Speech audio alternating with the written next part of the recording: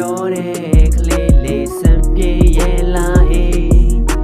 တန်ရာတွေပဲပေးရဲ့နာကျင်စရာများပြေလိမ်ညာနေတဲ့ကလေးမင်းနဲ့ကံမပါခဲ့ဘူးဟေးရှော့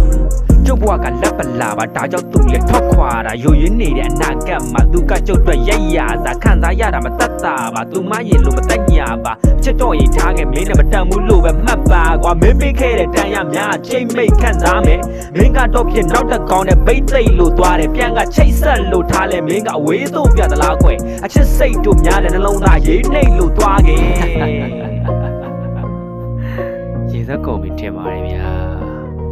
ဒီစက်ဖို့ဘလောက်ပဲကြိုးစားကွယ်ပြီးရင်ကွယ်လွယ်ပြီးရင်လွယ်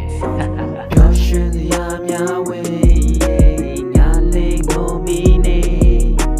ပုံမြင်တွေပြောတဲ့ကလေးလေးစံပြေရဲ့လားဟေးတန်ရာတွေပဲပေးရဲ့နာကျင်စရာများပြေလိမ်ညာနေတဲ့ကလေးမင်းနဲ့ကမပါခဲ့ဘူးဟေးတယောက်တည်းနေမှနဲ့အခုတော့နောက်မဲတွေပါတွေ့အော်အတိတ်ပဲမရှိတဲ့အဲစကားတွေကြောက်စောက်သေးတွေနာတဲ့မြက်ကွက်ကကြောက်ခဲလို့မှလက်သေးနူတော့ခိုးပြီးငိုမှပဲလွမ်းစိတ်ကမထိန်နဲ့ဘလို့ဟာလက်ဖြစ်နိုင်ရင်ငိုရမညိုပါနဲ့မင်းပြောကိုအဓိကပါကလေးငယ်ကိုဘွားကရေမကြီးပါပေးပဲသူမရှိလဲဖြစ်အောင်နေတဲ့ရာဇသန်လေးပေးခဲ့ပါသေးတဲ့ရောမင်းပြတာခတ်တဲ့အစင်ပြေဖို့ဝေးကြီးပါကလေးရဲ့အော်မင်းပဲမှလည်းသူ့မြလူကိုမေးပြီးပါသေးတယ်